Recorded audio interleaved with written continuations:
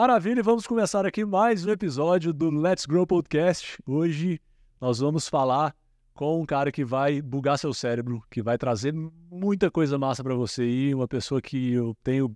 Cara, a gente tem uma sinergia muito boa e eu tenho prazer demais de trocar ideia, de sentar, de papear, de falar sobre a vida, de falar sobre negócio, de falar sobre mentalidade, de falar sobre espiritualidade, de falar sobre um monte de coisa. E vamos começar aqui episódio número 3 hoje com...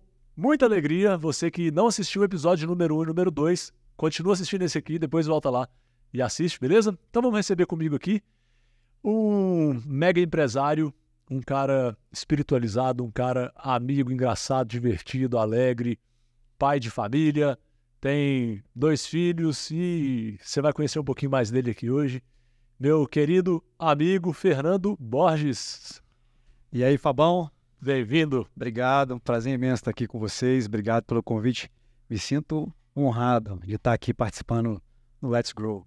Prazer, bom demais. E, cara, é muito legal a gente estar junto aqui. É um ambiente em que eu já queria fazer esse projeto há muito tempo para poder trazer um pouquinho de tudo que eu vivo no dia a dia com pessoas que eu acho que são interessantes, com a cabeça aberta, com histórias interessantes, para multiplicar isso com outras pessoas. Eu conversava muito com a Bruna, minha esposa, que a gente troca muita ideia muito doida às vezes, sabe? E direto a gente fala, amor, caraca, a gente precisava falar mais disso, a gente precisava colocar isso no mundo. E eu sinto isso com conversas exponenciais com muita gente. Cara, por que não criar esse ambiente num podcast que é um modelo fluido, leve, pra gente trocar essa ideia? E você tem uma história que eu te conheço há muitos anos, né? Pra quem não conhece, o Fernando é meu primo, inclusive, além de um amigo, né? Um primo um pouquinho distante, mas é um primo. E há muitos anos atrás eu olhava e falava, caraca, velho, o Fernando é um cara que tem grandes resultados, é um cara que tem uma pegada, que tem uma postura de empresário, uma postura de fazer acontecer, né? E isso não é à toa que você cresceu, quebrou, você vai contar um pouquinho dessa história, e que está hoje como empresário crescendo e forte e estabelecido, né? Mas essa história é bacana de ver os altos e baixos, porque normalmente as pessoas veem só o lado que deu certo, né? É verdade. E eu quero que você apresente um pouquinho da sua história lá atrás. Desde que tudo começou. A gente estava conversando nos bastidores sobre a vida do auge lá de trás, que eu acredito que o auge seja hoje. Lá a gente costumou, inclusive, uma turma de amigos, parceiros e sócios lá de Salvador, que a gente tem negócio em Salvador também, né, no Carnaval e tudo.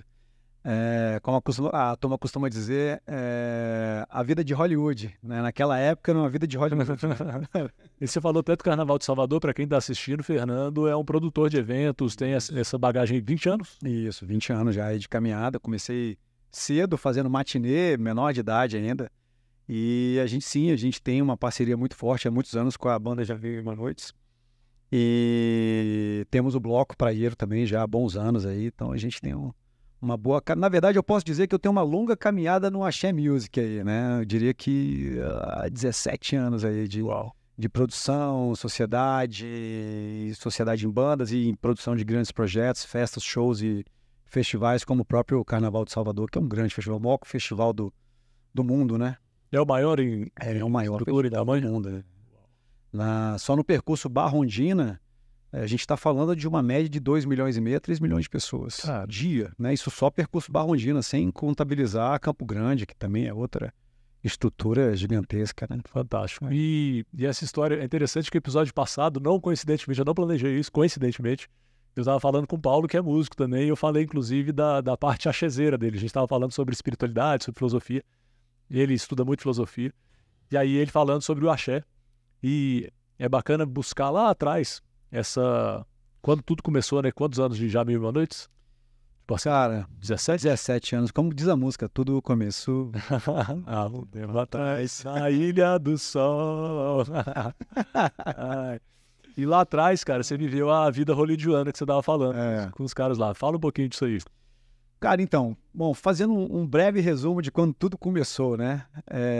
Eu comecei a trabalhar com festa, eu tinha aproximadamente 15 anos, mais ou menos, 14, 15 anos, mas inicialmente começou sendo uma brincadeira, assim. Meu pai, numa reforma que ele fez na nossa casa, na época, na casa dele, ele construiu 2 salões de festa, um coberto, um descoberto, E a gente fazia muita festa americana, né? Para quem não sabe, hoje, festa americana é aquela festa onde você reúne os amigos e cada um leva uma coisa, um pão de queijo, um salgado, uma pipoca, um refrigerante e tal. E lá a gente ligava a radiola, que era o que a gente tinha, ou botava a fita cassete para tocar. E ali a gente ficava conversando, dançando, brincando e tudo mais. E aí a gente fazia essas festinhas. E aí depois começou a ficar um negócio, não, pô, tem que comprar, tem que levar. O pessoal começou a ficar com preguiça. Eu falei, gente, vamos fazer o seguinte, cada um me dá R$10, e aí eu organizo tudo. E daí eu comecei a comprar o material, né? Enfim, a comida, a bebida, contratar o DJ, que a gente não tinha antes. E na primeira que eu fiz já sobrou um dinheirinho. Eu falei, rapaz, esse negócio aqui é interessante, né? Beleza, dali eu comecei. Então fiz uma, fiz outra. E antes disso você não tinha empreendido, não tinha... Não, na verdade eu comecei, se a gente for falar de empreender na infância, o meu pai, ele, pela criação dele, né, mineirão e tal, ele trouxe um formato, né, de educação a nível da gente entender o que era a gente dar valor ao dinheiro, né, o que era trabalhar de verdade para dar o dinheiro, para ganhar o dinheiro. E o que ele fazia com isso? Ele colocava a gente para fazer trabalhos em casa. Você quer ir ao shopping? Você quer ir jogar fliperama, né? Na nossa época era fliperama. Então, assim, a gente lavava o carro de casa, a gente tinha que rastelar o quintal de casa, limpar toda a bagunça, a sujeira que os nossos cachorros faziam e a gente não limpava. Meu pai tinha um negócio muito com engraxar o sapato, né? Meu pai tinha 38 pares de sapato. Uau. E aí ele falava assim, você quer ir no Parque Shopping? Então, tem 38 pares de sapato ali, pode engraxar, depois eu vou ver se estiver todos ok, eu te pago o trabalho para você. Cara, e eu sentava lá na varanda dele, e passava a graxa em todos, depois eu vinha, né, mostrando todos, cara, e aquilo era cansativo, assim, mas assim, eu gostava de fazer, porque eu tinha minha recompensa no final, então ali, tinha gente que fazia, isso é um absurdo e tal, e eu falo hoje, assim, com muita felicidade, falo, cara, ainda bem que meu pai fez isso comigo, porque o meu pai me ensinou a trabalhar e me ensinou a dar valor no trabalho, né, no que é você trabalhar e você ter o retorno do resultado do seu trabalho. Enfim, daí eu comecei a ganhar aquele dinheirinho, inicialmente aquele dinheirinho era para ir pro shopping, jogar um fliperama, me divertir com os meus amigos. E aí depois eu querendo criar novas possibilidades, aí eu ia no terreno do vizinho, batia na porta, quer que limpe o gramado aí, quer que corte a grama?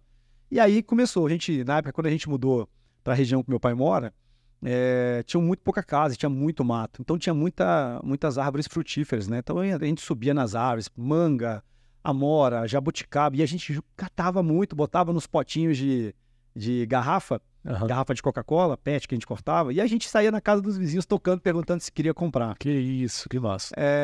Depois disso, um colega que morava lá perto da casa do meu pai passou num concurso de jovem aprendiz da Caixa Econômica, e aí eu querendo um trabalho fixo, isso eu estava com 13 anos. Ele falou assim, pô, Fernando, eu tô saindo aqui do meu trabalho, se você quiser assumir, eu te indico lá. E ele era jardineiro. E aí eu falei, pô, eu topo. Quanto paga por mês? Pagava 50 pila, R$50. Falei, não, eu vou. Aí cheguei em casa, falei, pai, o amigo tal tá saindo desse emprego, vai trabalhar na Caixa Econômica e me convidou para poder entrar no lugar dele. O senhor permite? Aí ele olhou para mim e falou assim, você vai? Aí eu falei, com certeza, eu quero ir e tal. Aí minha mãe já, não, de jeito nenhum, você não tá na idade de trabalhar, você tem que estudar e tal. E mãe, né? A galinha botando as asas em cima dos erros. E meu pai falou assim, você vai. Se você furar um dia, você vai tomar uma surra que você nunca mais vai esquecer na sua vida, pela falta de responsabilidade. Eu vou deixar você ir. Foram as palavras do pai, fica tranquilo, filho, que eu vou. E eu tinha que acordar às 6 da manhã para chegar lá, né? E às vezes meu pai me dava carona, porque era isso de jardineiro. Isso de jardineiro. Isso lá numa casa lá perto da casa dele. E aí, quase um mês depois que eu já estava trabalhando e fazendo na casa dessa família tudo que meu pai queria que os filhos homens fizessem na casa dele, que era cortar a grama, arrumar a bagunça dos cachorros, aquela coisa toda, eu fazia lá, ganhando 50 pila. Acabou que não completou um mês, e eu trabalhava de segunda a sábado. De segunda a sexta até às 11, porque eu tinha que tomar banho, almoçar e ir para a escola, e sábado de 8 a meio-dia. Aí um belo sábado eu tô lá na terceira semana de trabalho, e aí tô lá cortando a grama, e de repente chega uma moça, e me cutuca, falou, ai, Fernando, o que você tá fazendo aqui? Quem era essa moça? Era a manicure da minha mãe. Aí ela pega e fala assim, o que você tá fazendo aqui? Aí eu falei, tô trabalhando. Mas por que você tá trabalhando? Aí eu falei, porque lá em casa a gente só tem um computador, somos 4 irmãos, e eu tô juntando dinheiro e comprando para comprar o meu computador e tal. Mas você não precisa trabalhar, sua mãe sabe que você tá aqui, seu pai sabe que tá aqui. Eu falei, não, sabe. Minha mãe não ficou muito a favor não, mas meu pai autorizou e eu tô aqui. Ela, tá bom. Aí ela voltou, fui lá continuar fazendo a unha da cliente dela, que era a minha patroa na época. Aí ela falou assim, você sabe quem é esse menino que tá cortando a sua grama? Aí ela falou, não. Ela falou assim, você lembra daquele casal lá da igreja?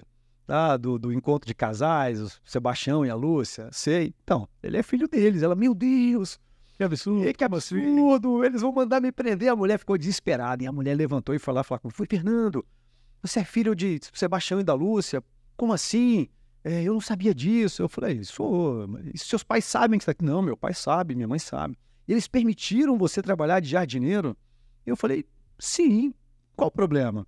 Porque assim, querendo ou não, a gente sempre teve uma qualidade. Meu pai, a gente sempre foi classe média. Meu pai sempre... Não é aquela história de uma pessoa que precisava, que estava passando fome. Não, de jeito nenhum. Mas assim, mesmo assim, pelo fato de eu ser filho dos meus pais, do meu pai ter uma condição razoavelmente boa na época, trabalhando no Banco do Brasil, isso significava que eu não poderia trabalhar de jardineiro ou de entregador ou qualquer outro trabalho que fosse. Qual o problema? Tipo, eu nunca tive vergonha de falar isso. Eu já contei essa história para vários amigos, inclusive para minha filha mais velha. Então eu acho legal isso, sabe? E aí acabou que eu fui mandado embora. E nessa história é o início do empreendedorismo. É o início. Porque eu fui mandado embora. Na segunda-feira eu fui trabalhar. Aí o marido dela me chamou e falou, a gente conversou, você não tem necessidade de trabalhar, então a gente vai dar oportunidade a quem precisa. Eu fiquei muito chateado na época e realmente, assim, tudo bem dar oportunidade a quem precisa, mas eu estava na minha busca. Era a minha caminhada. Não quer dizer que porque eu morava numa casa XYZ, tinha uma qualidade de vida XYZ, que eu também não precisava, né, ter o meu trabalho. Mas tudo bem, ganhei R$38. Proporcionalmente ao tempo que eu trabalhei. Com aqueles R$38, eu já tinha um dinheirinho guardado de lavar carro, engraxar o sapato do meu pai, vender fruta que a gente catava no mato para os vizinhos e tal. E aí, cara, o jornal da época vinha classificados com anúncios, né, tinha área de brinquedos, peças de computador e tal. E ali eu comecei Era o OLX da época. Era o OLX, o Mercado Livre da época. E ali eu comecei a usar esse dinheiro para comprar o que eu achava ali que dava para eu comprar, negociando mais barato e revendendo. Então eu lembro que eu comprei uma máquina de fliperama, e aí instalei essa máquina de pinball lá na casa do meu pai, e os vizinhos iam jogar lá, eu cobrava R$1 a fichinha, 50 centavos a fichinha. Depois disso eu troquei essa máquina de pinball por um carrinho de controle remoto, grande, aqueles, né? E aí brincava com os amigos e depois vendia e troquei por uma bicicleta e aí vendi com o dinheiro da bicicleta. E assim, fui só aumentando o patamar do patrimônio. Depois vendi essa bicicleta e... Isso alugando a bicicleta para os amigos e... a bicicleta eu não alugava, assim, a bicicleta eu me divertia. O carrinho sim, o carrinho a gente fazia bons negócios ali e tal, porque tinha os amigos que não tinham condição de ter aquele carrinho e tal. E depois troquei pela bike, fiquei com a bike um tempo, vendi a bike. Porque nessa época eu estava juntando dinheiro e comprando peças para o meu computador. Então eu tinha o monitor, eu tinha o mouse, eu tinha o teclado, eu tinha o receptor de tomada lá, que não deixava queimar, esqueci o nome, o estabilizador. Mas eu não tinha o principal, que era a CPU, que era o mais caro. Então eu estava juntando dinheiro para aquilo. E aí, como eu estava no jornal o tempo todo comprando peças de computador, eu comecei a comprar placa de fax modem. Então eu comprava placa de fax modem, porque na época, para conectar a internet, a gente tinha que comprar uma placa de fax modem, ligar o cabo do telefone, né? Você lembra disso? Sim. Na placa de fax modem. E aí a gente dava o sinal e ficava... Ficava meia hora para conectar na internet. Depois da meia-noite? Depois da meia-noite, que era um tom, era mais barato. E aí, cara, eu comecei a comprar placa de fax modem a R$80 e revender no Mercado Livre a 120. Perdão, no Mercado Livre, no Classificados, a 120. E aí, cara, e assim, anunciava no telefone de casa. E aí isso começou a dar certo. Aí comprei uma placa, vendi, deu certo. R$40 de lucro. Comprei outra placa, deu certo. R$80 de lucro. Já comprei 2 placas. E aí eu fui aumentando. Depois eu consegui um distribuidor, conheci um camarada comprando e vendendo. que trazia, acho que do Paraguai, as placas. Só que era muito caro. Só que eu comecei a negociar com o cara na época, né? Eu comecei a negociar com ele mais barato. E aí eu comecei a comprar em grande quantidade, comecei a vender no classificados. E aí eu comecei a fazer uma grana. Com essa grana, eu comecei a trabalhar com as festinhas também. E daí, depois da festa americana, eu parti para uma matinê. Eu tinha, acho que 16 ou 17 anos. Comecei a fazer uma matinê numa boate lá perto de casa. Deu super certo. Meus amigos ali, a gente tinha um grupo de amigos grande ali na Redondeza, ali onde meu pai mora até hoje. E depois, com 18 para 19 anos, eu fui convidado a participar de uma competição numa boate que tinha sido aberta em Brasília, chamada Fashion Club. Isso tem, sei lá, cara, 18 anos. E 20 anos, talvez até um pouco mais. E aí, nessa competição, eu fiquei em primeiro lugar, de quem colocava mais gente na boate. E aí eu fui convidado pelos promoters na época para poder assumir um dia da casa, um dia com eles e um dia que eu tinha sozinho. E aí foi aonde eu fui começando a entender da produção de eventos mesmo, da noite, de balada, boate. E dali, cara, foi só um passo seguindo do outro. Comecei a ganhar grana em boate, depois comecei a fazer umas festinhas. Com 20 anos de idade eu fiz o meu primeiro show, meu primeiro grande show, que na época foi com a banda Jamil, não chamava Jamil, chamava Jeremias no Bate-Corner, né? Então a gente fez um show na época ali na Redondeza, ali perto do shopping Liberty Mall. E, cara, e dali foi essa crescente, né? E a área de eventos é entendo muito pouco, né? Mas pelo que eu já ouvi falar de alguns parceiros, de alguns amigos que trabalham, inclusive eu acho que a gente já trocou ideia sobre isso, é um investimento muito alto e uma responsabilidade muito grande no evento, com um risco de dar certo ou de dar errado, de chover, de ter um concorrente. Realmente, você trabalhar com eventos, eu diria que hoje o risco ele é muito maior do que na nossa época. Na nossa época eu falo, na época eu comecei a trabalhar com eventos, a gente tinha muito mais facilidade com certas contratações, as coisas eram... A gente não era tudo sistematizado como é hoje, né? Tipo, a quantidade de impostos que você paga, de licenças que você tem que tirar.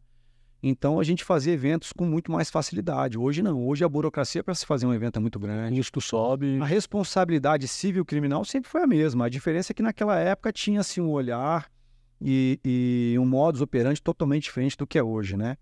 Mas sim, trabalhar na área de eventos sempre foi isso, né? Você pode dar uma tacada e, cara, mudar a sua vida, como você pode tomar uma raquetada e passar 10 anos. E também mudar a sua vida para outro direcionamento, né? E eu vou te falar, nessa minha caminhada, cara, de produção de eventos, eu sempre fui um cara muito peitudo, né? Assim, nunca tive medo de arriscar.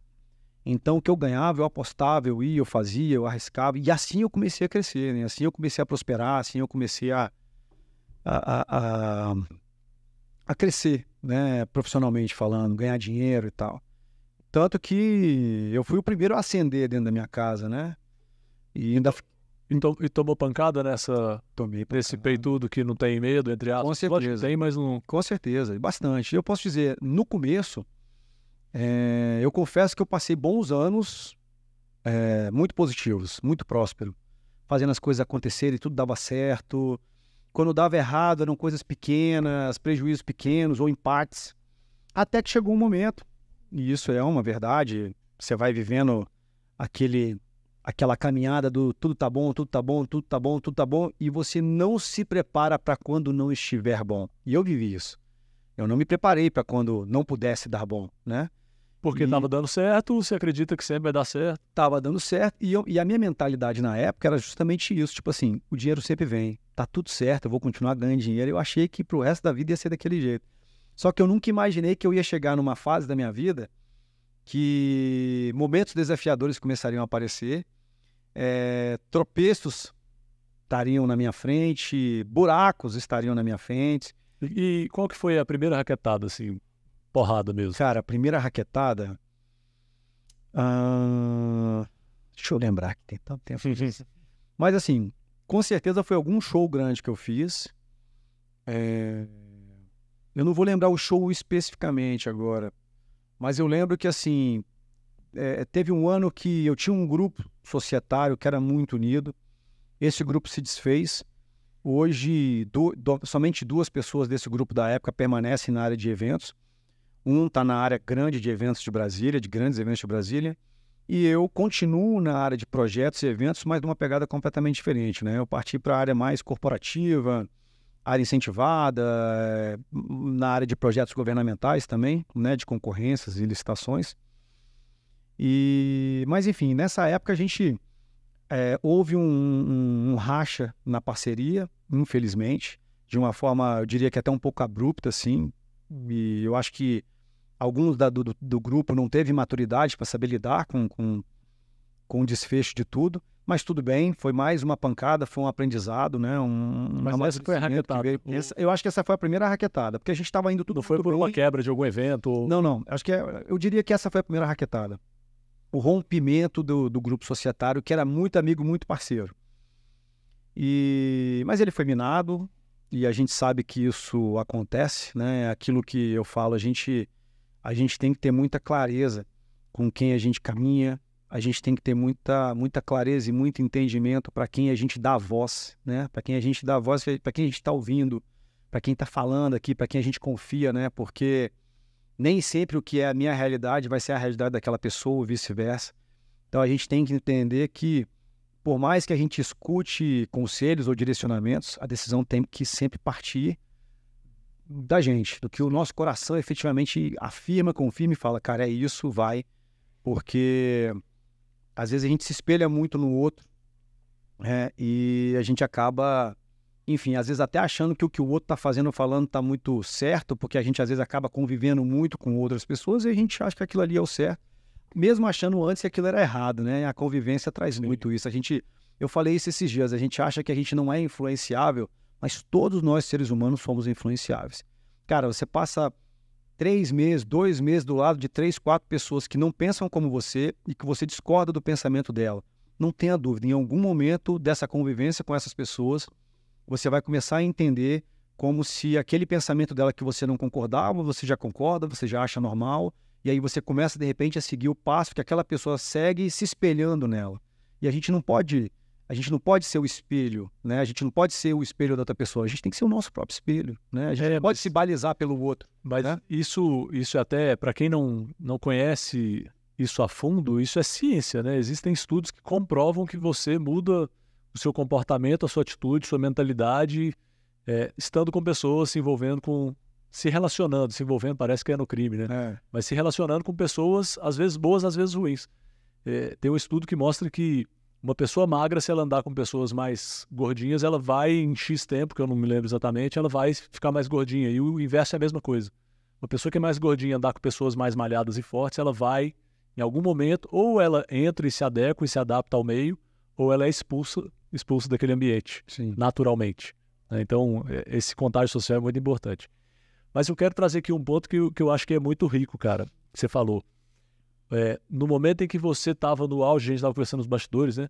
No momento em que você estava no auge, vivendo o sucesso que eu chamo, hoje em dia entendendo disso tudo, que eu vivi um pouco disso também, que é o pseudo-sucesso, é o falso sucesso, quando você acha que você está no sucesso financeiro, quando você está muito bem na sua carreira, quando você está numa posição de status, quando você sente que você representa algo e isso se torna, entre aspas, a pessoa acha que aquilo se torna ela, né? E ela vive essa imagem, ela vive essa armadura, ela vive nessa mentira acreditando que é a verdade dela. E como é que foi na prática, assim, da sua vida, quando você estava no auge, viver o auge foi massa, mas depois que você enxergou, caraca, a vida não é isso, não é só isso. Como eu digo, tudo é caminhada, né? E como eu falei, assim, na minha casa eu fui o primeiro a ascender, né? Então eu cresci profissionalmente, eu cresci financeiramente, mas sem um direcionamento específico. Eu fui naquilo que como a gente estava falando, de se espelhar no outro. Eu me espelhei em algumas pessoas para crescer. E aí você espelha o crescimento, o posicionamento, a forma de pensar, de falar, de vestir. Justamente.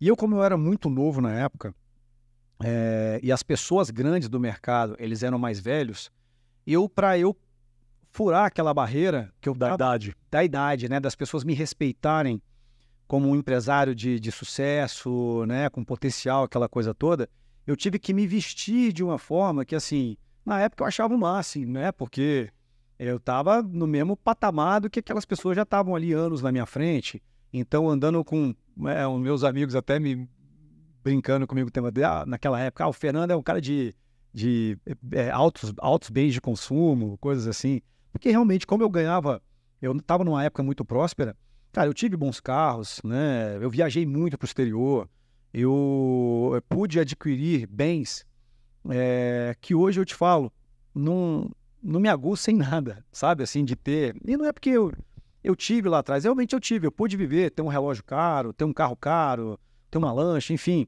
eu pude viver isso. Mas assim, e tá tudo bem, né? Mas hoje eu tenho uma outra mentalidade, né? Um outro entendimento, que é legal, eu vivi isso, mas que isso não é tudo, né? Eu tive. E isso é importante. Isso não é ruim, isso não é ruim, errado. não é errado, Não tem nenhum problema. É isso, e não é tudo. É só isso se tornar a coisa mais importante. É isso aí, é você entender efetivamente o que é importante. Então, naquela época, eu tinha que me posicionar. Então, a forma de me posicionar era chegar de uma forma imponente. Então, eu tinha que estar com uma roupa X, eu tinha que estar com um relógio Y, eu tinha que estar com uma caneta, uma carteira tal. Então, era uma forma de eu chegar nas reuniões e o pessoal olhava e pô, mas quem é esse menino aí? Quem é esse jovem? Quem é esse rapaz? Né? E aí eu fui entrando, as pessoas foram me conhecendo, fui adquirindo respeito, ganhando respeito das pessoas e também sempre respeitei muito as pessoas, uma coisa que sempre partiu de mim. Independente do momento que eu estava e da posição que eu estava e aonde eu estava, eu nunca fui uma pessoa de faltar o respeito com as pessoas. Eu sempre fui uma pessoa muito aberta a ouvir, mas também eu era sempre fui um cara de me posicionar, né? Mas mudei muito de lá para cá, porque eu acho que talvez eu me posicionava na época de uma forma talvez um pouco até ríspida às vezes. Hoje não, né? E um pouco de arrogância, de prepotência? Talvez. Não vou dizer que sempre, mas eu acredito que em alguns momentos, sim. Em alguns momentos eu acredito que isso tenha subido a minha cabeça de alguma forma, mas não sempre. Eu nunca fui uma pessoa. Tanto que até hoje aí no mercado as pessoas gostam de mim, me respeitam. Ninguém tem o que falar de mim no mercado a nível de problemas que eu possa ter deixado, ter causado no mercado. E eu sempre fui um cara muito correto com as coisas. E nessa época que eu estava no auge, me posicionei dessa forma. E depois que, na minha caminhada, eu tive a minha primeira queda, e eu posso falar que eu tive a minha primeira quebra, eu não fiquei devendo no mercado. Eu preferi abrir mão das coisas que eu tinha para poder pagar, ter o mercado a meu favor e me reposicionar e o mercado me respeitando, me abraçando para que eu pudesse crescer. E assim Ou seja, você não ficou na bolha ali querendo manter seu padrão, querendo manter sua imagem e acabar queimando. Eu mantive a minha imagem no sentido de, cara, esse é o feio. Pô, o cara tomou um prejuízo ali, o cara vendeu o carro e me pagou. O cara vendeu o relógio e me pagou. O cara vendeu a lancha que ele tinha em sociedade. E eu tô falando isso porque isso aconteceu. Uhum. Eu tive um determinado momento da minha vida, eu acho que em meados de 2013, para 14 talvez, eu estava numa crescente muito grande. Brasília, eu já estava numa situação, em 2011 eu fui para o Rio de Janeiro para começar a crescer o escritório no Rio. Salvador as coisas estavam acontecendo, eu indo para São Paulo também. E aconteceu que um grupo de parceiros de eventos aqui de Brasília que a gente formou na época, a gente fazia muito evento. Só que a gente ganhava e perdia, ganhava e perdia, ganhava e perdia, ganhava e perdia. E quando eu fui sentar para a gente poder botar tudo no papel, eu tinha mais perdido do que ganhado. E aí foi uma hora que a bola de neve parou e falou assim, agora a gente precisa secar essa bola de neve, vai ter que derreter a bola de neve. E aí eu me vi numa situação que a empresa não tinha caixa para poder resolver aquelas pendências financeiras e eu ia ter que simplesmente abrir mão de tudo que a empresa tinha me proporcionado para que eu pudesse honrar, né, com todos os compromissos que estavam em aberto. Então eu vendi meu carro, eu tinha uma Mercedes na época, uma C200, eu vendi meu carro, eu tinha uma sociedade num barco, eu tinha 50% desse barco, eu vendi a minha parte para o meu sócio, está com ele até hoje, que é um grande amigo também. Dentre outras coisas que eu abri mão, naquela época para mim foi assim, poxa, tudo que eu construí eu vou ter que entregar. Só que ao mesmo tempo eu tinha um sentimento assim, cara, entrega, do mesmo jeito que você construiu, você constrói de novo. Eu sempre tive isso dentro do meu coração, sabe? Uma voz sempre falava isso assim comigo. E eu vou falar, foi a melhor coisa que eu fiz. Por quê? Eu zerei as minhas dívidas, as dívidas na época dos prejuízos dos eventos, não fiquei devendo ninguém. E todos os eventos dali para frente que eu precisei fazer, tendo o recurso para aportar imediatamente ou não, nenhum fornecedor deixou de me atender. Cara, quantos eventos eu montei Só pela confiança. Pela confiança que eles tinham em mim de falar assim, não, é o Feio que tá pedindo, a gente vai montar, porque a gente sabe que ele é ponta firme.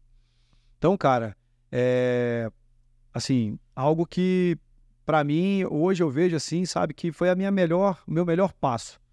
E eu vou te falar, na época eu não tive uma pessoa que pegou na minha mão e falou, vem cá, deixa eu te ensinar isso aqui, faz isso aqui. Eu fui ter consultoria financeira depois, aos 26 para 27, que foi muito bom também, né? Mas, assim, dentro da educação que eu tive do certo e errado, né?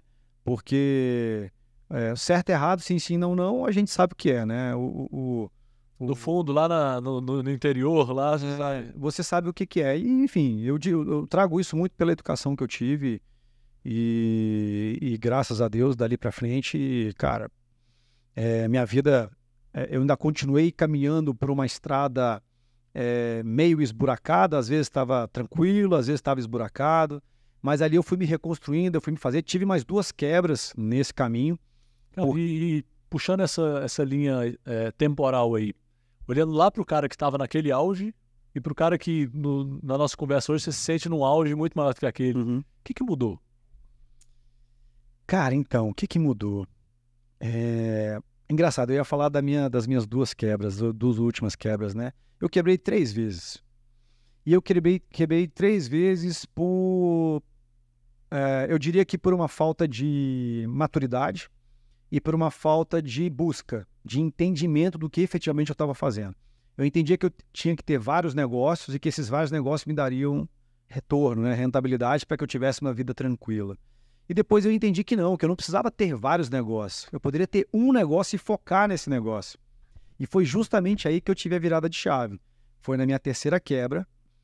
Eu comecei a entender que eu passei anos da minha vida trabalhando pela grana. E tá tudo bem, porque assim, o dinheiro é importante. A gente sabe que o dinheiro é importante. A gente tem filho para alimentar e educar, a gente tem contas de casa para pagar, enfim, todos nós temos aquela velha luta que no final do mês os boletos estão ali aguardando. Ou seja, dinheiro não é ruim, dinheiro não é mal, dinheiro não é problema. Exatamente. Desde que? Desde que você saiba como utilizá-lo, como manuseá-lo, como absorver ele para dentro da sua vida. E eu nessa época, eu confesso a você que antes de eu ter essa virada de chave, cara, eu trabalhava para ter cada vez mais, cada vez mais, cada vez mais. Mas assim, a única coisa que eu pensava era em engordar a conta, qualidade de vida e viver uma vida boa. E na minha virada de chave eu comecei a entender que esse não era o propósito da vida, né? Que foi como você falou, o dinheiro não é ruim, o dinheiro nunca foi ruim. O dinheiro é ruim quando você não sabe utilizar ou quando você utiliza ele de forma equivocada, né? E é como eu digo sempre, tudo que você planta, você colhe, né? O dinheiro é ruim quando ele se torna finalidade, quando ele é o fim, quando ele é meio, ele é maravilhoso porque ele te leva muito mais rápido. Justamente. Ele te coloca na posição de acessar coisas que você não acessaria antes. Justamente. Mas se ele vira fim, né? É o fim pelo fim. Não, eu quero engordar minha conta. Cara, mas e aí? É isso. E eu passei muito tempo da minha vida, assim, na minha adolescência e já na minha maturidade, assim, trabalhando para um dinheiro sendo fim. E aí eu entendi que o dinheiro não era fim. Eu entendi que o dinheiro ele era meio. Eu entendi que a gente tinha que trabalhar por um propósito, por algo a mais. E que quando você está sendo agraciado por algo seu que deu certo, algo que você plantou com muito afinco, com muita fé, com muita coragem, você acreditou naquilo, aquilo está te dando retorno, aquilo é um propósito. E o dinheiro vem por quê? Porque ele é consequência do que você está plantando. Então ele passa a ser o meio, como você colocou, ele não passa a ser o fim. E isso, de lá para cá, foi a minha virada de chave, foi o meu, sabe, o que a gente estava falando aqui antes de tudo começar. Hoje eu tenho uma mentalidade até muito mais aguçada do que naquela época com relação a isso. E né? quando o dinheiro ele é meio e você tem um propósito específico para você cumprir, o dinheiro se torna uma potência. Quando a pessoa tem dinheiro e ela não tem um propósito, ela não tem uma conexão com os valores, com a essência dela, ela vai usar o dinheiro de forma equivocada, ela vai se extrapiar para conseguir mais dinheiro. Mas quando ela tem a clareza de onde ela quer chegar, de quem ela é, do porquê que ela faz aquilo, da sede que ela tem para realizar algo maior, aquilo ali se torna uma potência. Exatamente. E eu vou ser muito franco, hoje eu me sinto um pouco essa potência, sabe? Porque qual que é a minha visão disso tudo? Toda ação gera uma reação. Eu falo muito isso. Eu levo isso como regra de vida. Toda ação gera uma reação, tudo que você planta, você colhe. Você pode plantar hoje e não colher o amanhã, mas você pode colher daqui a 6 meses, daqui a 1 ano. Em algum momento a conta chega. Em algum momento a conta chega. Isso é uma regra da vida. Isso para mim é uma grande verdade. É a lei da vida. Você vai plantar, você vai colher. Pode não ser com a mesma pessoa, pode ser com uma outra pessoa, num outro trabalho, mas algo vai ser direcionado a você, porque se você plantou errado, você vai colher errado. E aí, cara, eu comecei a trabalhar com propósitos, né? Primeiro, família, né? Por exemplo, eu comecei a buscar muito mais. Eu sempre fui um cara que busquei me espiritualizar bastante. Sempre busquei ter muita conexão com um cara lá de cima que eu chamo de meu melhor amigo, e eu chamo também de pai. E nessa minha caminhada, eu comecei a entender dentro da minha busca, dentro dos meus estudos, que se a gente tem, ou se a gente está recebendo alguma coisa, eu vou usar a palavra abençoada. É porque você está sendo agraciado, você está sendo abençoado, né? Você pode ser por mérito ou pode ser por não mérito, que a gente chama de graça. O que é a graça?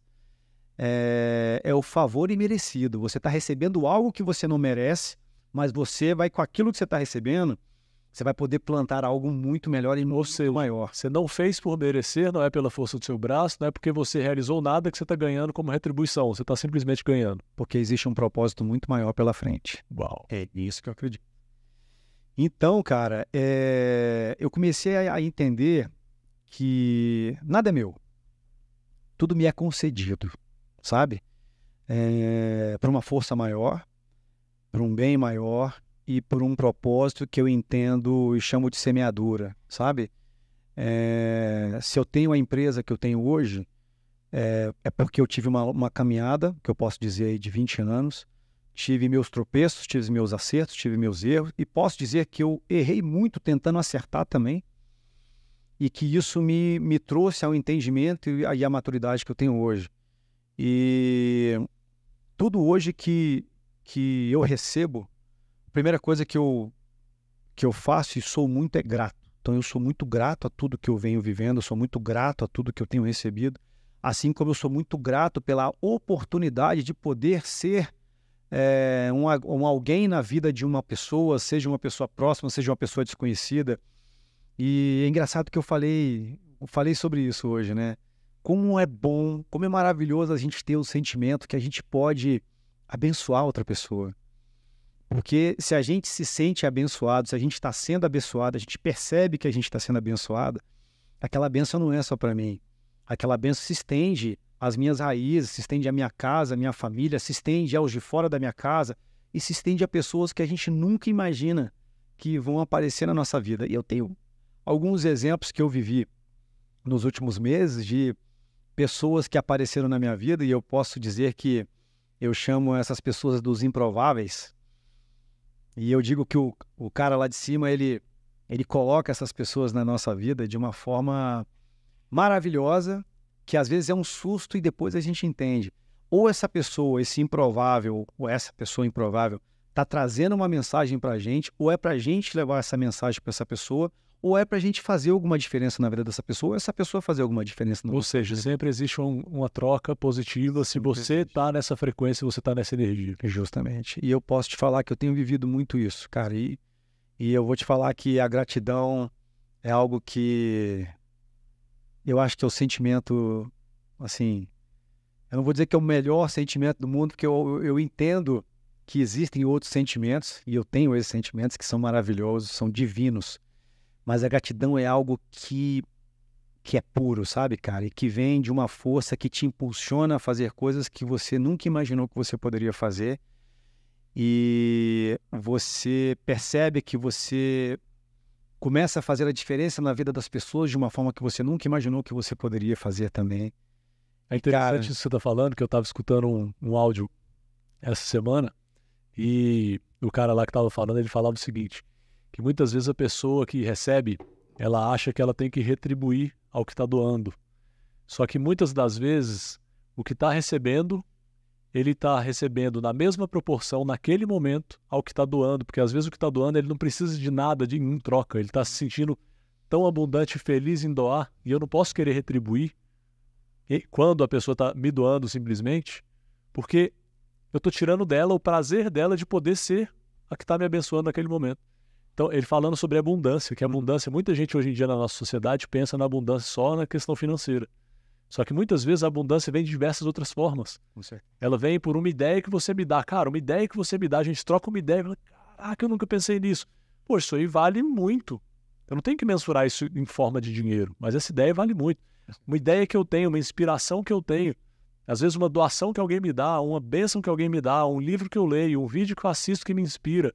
Tudo isso é abundância, só que muitas vezes a gente está cego para enxergar, porque a gente está querendo só o dinheiro que vai abrir oportunidade para eu atingir tal coisa. Às vezes, para eu atingir tal coisa, eu preciso da orientação de alguém, de uma dica de alguém, de uma sincronicidade do universo para abrir uma porta para mim. Aquilo ali é abundância. Exatamente. Né? E quando a gente se abre, que é o que você falou da gratidão, quando a gente se abre para enxergar a abundância da vida e sentir gratidão até pelas pessoas que vêm precisar da nossa ajuda e que não vão te dar nada em troca. As pessoas, ela te deu a oportunidade de você abençoar a vida dela. É uma energia de literal abundância. É isso aí. Né? E é legal você estar falando isso porque eu venho adquirindo práticas de um tempo para cá e eu descobri uma coisa que é simples, só que às vezes as pessoas estão no modus operandi automático da vida, como você mesmo colocou, que transcorre tão naturalmente, que é acordar, vestir uma boa roupa, botar um bom relógio, sentar numa mesa farta, ir para o trabalho, sua empresa, ou a empresa não é sua, mas você trabalha numa empresa X, que você é posicionado da seguinte forma, e as pessoas não param para olhar que a gratidão ela tem que começar a partir do momento que a gente abre os olhos. Por quê, Fabão? Todo dia a gente deita para dormir. Quantas pessoas deitam para dormir no mundo e não acordam? A gente não para pensar nisso. Por quê? Porque isso pra gente, né? É natural, parece. As pessoas não param para pensar nisso. Se você parar para pensar, cara, eu acordei. Cara, gratidão. Se eu tô acordando, é porque eu ainda tenho uma caminhada, eu tenho uma jornada, eu tenho um propósito, eu tenho muito o que fazer. Por mim e pelos meus e pelas pessoas que estão ao meu redor. Eu tenho um propósito de vida, né? Se você tá respirando, cara, tem coisa melhor. E é interessante, sabe, falando, porque essa gratidão, ela não vem de um lugar do cérebro, ela vem de um lugar do coração. Só que o ser humano, de forma geral, hoje em dia, está anestesiado para sentir as emoções. Então, eu vou fazer um exercício da gratidão. Aí ela acorda de manhã, obrigado por ter acordado. Obrigado. Só que está só no cérebro não muda. Só no cérebro ela não sente, só no cérebro ela não vibra, só no cérebro não muda nada na vida dela. Mas quando você consegue acessar esse sentimento, e é isso que eu trabalho muito com meus clientes, sair do tenho que, eu tenho que fazer isso aqui, eu tenho que fazer mais uma atividade, eu tenho que trabalhar, eu tenho que olhar nos olhos do meu filho para fazer meu filho se sentir amado. Mas espera aí, se eu tô no tenho que, eu tô no cérebro. Cara, eu não tenho o que, eu quero sentir. Sim. Eu quero olhar com verdade, eu quero sentir amor. Entende? Que muda completamente a frequência energética. E aí é o que difere muitas pessoas que vivem resultados extraordinários e as que querem viver resultados extraordinários. Porque as que querem, muitas vezes elas não estão entrando na frequência do sentimento. Não estão buscando da forma correta. Exato. Porque o extraordinário, Fábio, ele está aí. A gente pode viver o extraordinário todos os dias. Só que a gente tem que saber como acessar o extraordinário, né? E eu diria que quando a gente entende e aprende como acessar o extraordinário, é divino. Tá, vamos lá. Vamos fechar com essa aqui. O que na sua jornada você aprendeu que pode ser uma chave de virada para quem está assistindo, que é assim, conseguir acessar o extraordinário? Qual que é a chave para acessar isso, na sua opinião? Na minha opinião, coração bem aberto. Deixa eu ver. Não falando de religião, porque eu não discuto religião, mas eu entendo que para você acessar o extraordinário, você tem que bater numa porta. Essa porta se chama Deus. E a partir do momento que você entende que você bate na porta e você abre essa porta, na verdade, essa porta está aberta para você, né? Ele simplesmente não entra porque ele deu o maior poder para a gente que se chama livre-arbítrio. Então ele não vai chegar e entrar na porta do seu coração, mas ele está aqui. Eu gosto de dizer que essa porta é destrancada, né? Sim. Mas quem abre é cada um, né? A gente que abre, mas ele Ele está na porta, até Ele está lá esperando. Tem um versículo na Bíblia que fala isso, estou à porta e bato. Então assim, ele bate na porta do seu coração, ele fala, não se esqueça que eu estou aqui. O dia que você quiser abrir essa porta, me deixe entrar que eu vou trabalhar. Então eu posso falar isso com muita alegria, assim, de todo o meu coração, cara.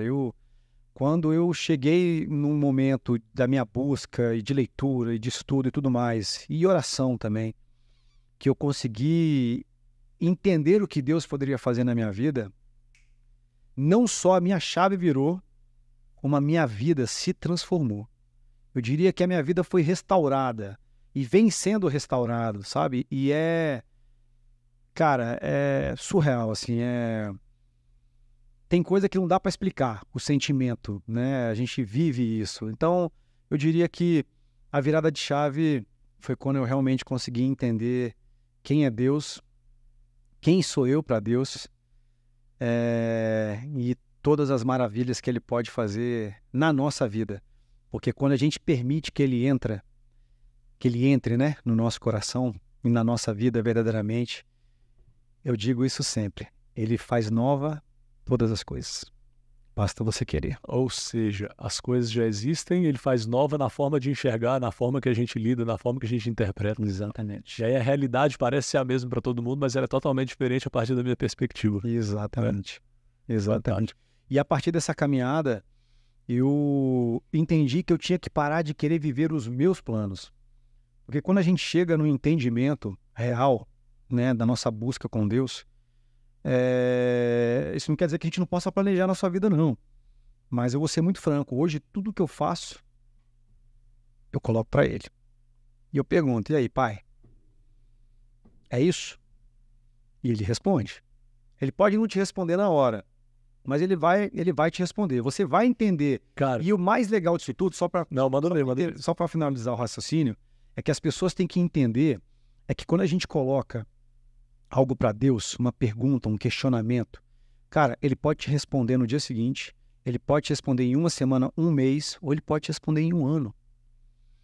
E aí, cara, é onde a gente tem que buscar a paz que excede todo entendimento. E por quê? Vamos lá. E por que demora um ano às vezes? Porque nesse um ano tem um aprendizado necessário para que a resposta venha depois desse aprendizado. Justamente. Então, assim, Ele pode te responder rápido, mas pode levar esse tempo. E você tem que entender que não é porque você não teve um sinal, não teve sei lá, uma ideia ou um sentimento, alguém chegou e falou alguma coisa para você, que ele está calado. Na famosa frase do quem cala consciente. Não, ele não consciente. Com o que é errado, não. Mas ele fica te observando e bota ali o trajeto para você seguir. E ele fala, meu filho, você tem uma caminhada. Percorre isso aqui. Quando você chegar aqui, é o momento. Você vai ter a sua resposta. Então, aquilo pode ser rápido como pode não ser. Você tem que pedir, você tem que entender que você tem que pedir para ser capacitado para entender e esperar. Que é quando a gente fala, que é uma coisa que eu vou te falar, que é difícil, não é fácil, mas é maravilhoso. É quando você entrega, descansa e confia. Eu vivo isso hoje, sabe? E eu vou te falar, não tem sentimento melhor. O entregar é difícil, porque você tá aqui, você bota o copo, entreguei. Aí daqui a pouco você vai lá e pega de novo. Aí você vai checar se mudou de posição. E aí é o que você aprende, que quando você entrega para Deus, não é mais a força do seu braço. Você não entregou para Ele, deixa Ele trabalhar. Vai ser do jeito dele, da forma dele e no tempo dele. Né? A gente tem 2 tempos. A gente tem o tempo de Cronos, que é o tempo do homem, que é o tempo de 24 horas, e a gente tem o tempo de Kairos. O tempo de Kairos é o tempo perfeito, é o tempo de Deus. Então, Ele determina o tempo. Então, você tem que confiar. E eu ajo no meu tempo. E o grande problema é que a maioria das pessoas, pela ansiedade, pela falta de paciência, ou por não saber esperar, ou por não confiar verdadeiramente, prefere agir no tempo do Cronos. E ele olha e fala, quando você pode querer agir por mim, né? Você vai caminhar até aqui e vai cair num buraco. E um ponto interessante, vai cair de novo. E um ponto interessante de trazer é com relação ao ouvir Deus, né? Tem gente que fala, mas fulano de tal falou que escutou Deus falando. Cara, cada um tem um canal de sensibilidade, né? Às vezes, Deus vai falar com uma pessoa a partir da audição. Às vezes ele vai falar com outra pessoa a partir de outra pessoa que vai chegar para ele dar uma mensagem. Às vezes vai falar por um sentimento. Cara, desculpa, sonho. Fábio, mas qual que é?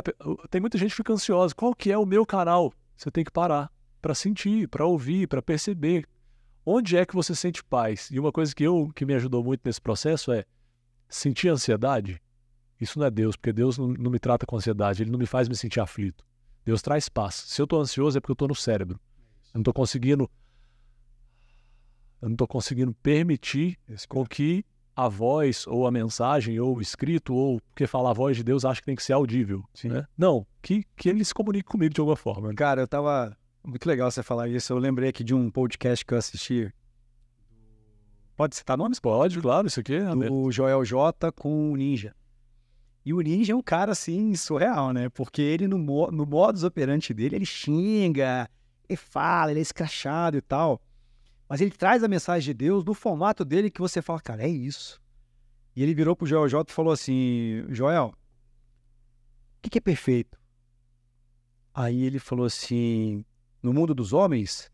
Não, o que é perfeito? Aí ele falou assim, irmão, nada é perfeito, só Deus é perfeito. Aí ele falou assim, perfeito, só Deus é perfeito. E eu vou te falar uma coisa, a pressa é inimiga da perfeição. Então a pressa é inimiga de Deus. Uau.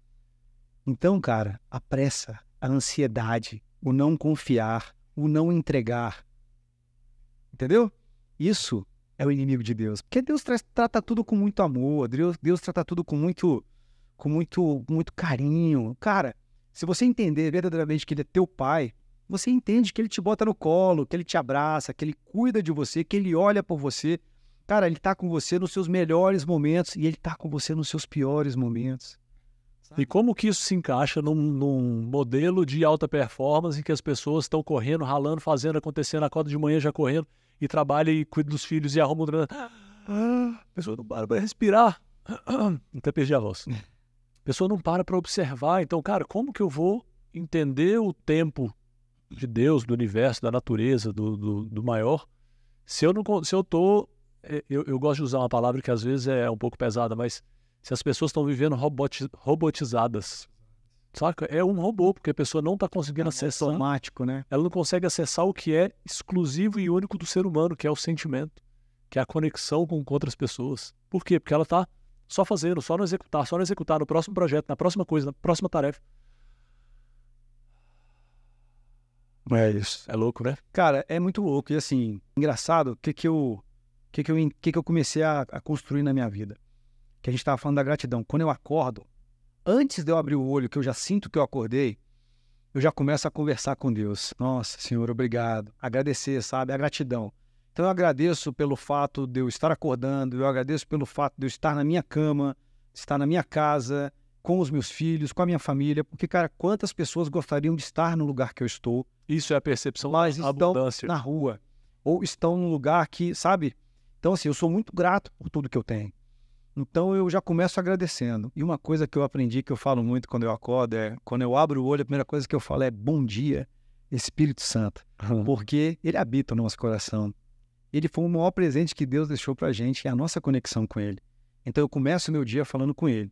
A partir dali, eu faço um devocional, eu tiro o meu momento de meditação, de reflexão e de oração. Então, ali é o meu momento de conexão com Deus. E assim, engraçado que às vezes eu acordo atrasado, como já aconteceu, o relógio despertou e eu não consegui acordar. E aí, às vezes, eu atropelo o meu dia. Bicho, eu vou atropelando o meu dia e aquilo vai me incomodando, E aí? Cadê nosso momento? Cadê? Você não falou que todo dia tem um momento comigo? Então, bicho, não tem jeito. Uma hora eu paro, seja em casa, seja no banho, seja preparando o café da manhã para a família, seja no escritório, eu paro e... Agora é a gente. Isso me lembra você. Isso todo dia. Isso me lembrou a história do Geraldo Rufino, que ele conta...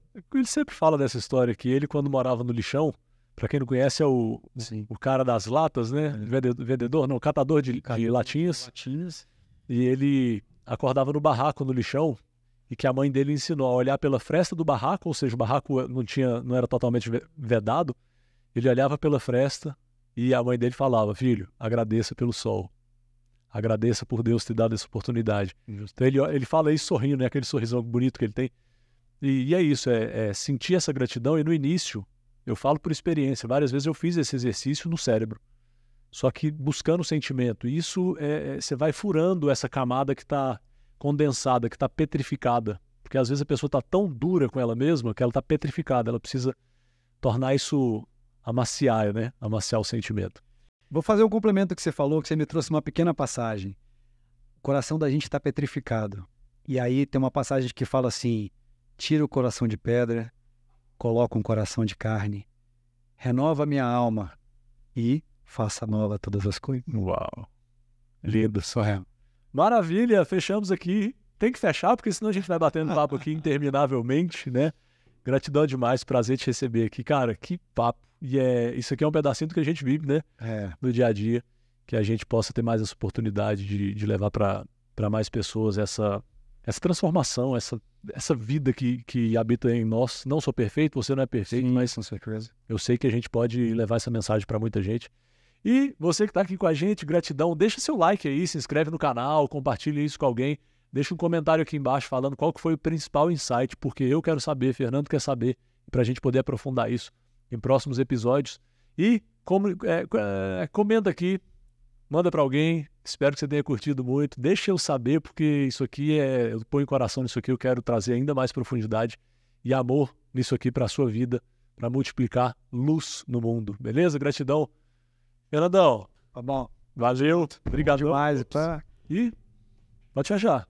Cara, aí só agradecer mesmo, porque como é bom poder trazer o exemplo da nossa caminhada, dos nossos erros, dos nossos acertos, e como isso transforma a gente e aonde isso pode nos levar, né?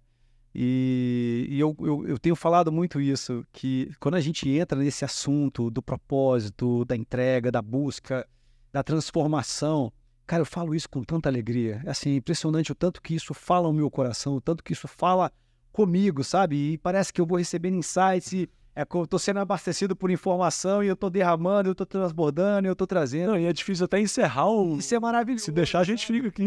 Eu ficaria aqui. Amanhã. Vai rolar o sabe? Vamos marcar. Assim, só deixando esse recado que como é maravilhoso a gente poder buscar o que a gente tem aqui dentro e ainda não descobriu.